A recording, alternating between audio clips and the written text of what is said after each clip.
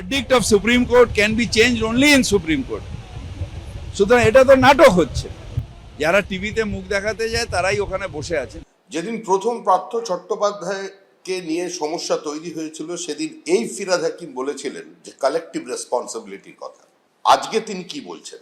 তৃণমূল কংগ্রেসের সর্বোচ্চ নেতা থেকে একদম নিচুতলার নেতা পর্যন্ত এই প্রাতিষ্ঠানিক দুর্নীতি, লুট, আজকে তাকে কেন্দ্র করেই এই বিপত্তি তৈরি হয়েছে।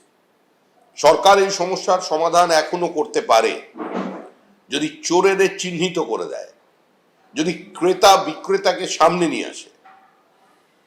আজকে তার জন্য আন্দোলন করা হচ্ছে, স্বতঃস্ফূর্ত আন্দোলন,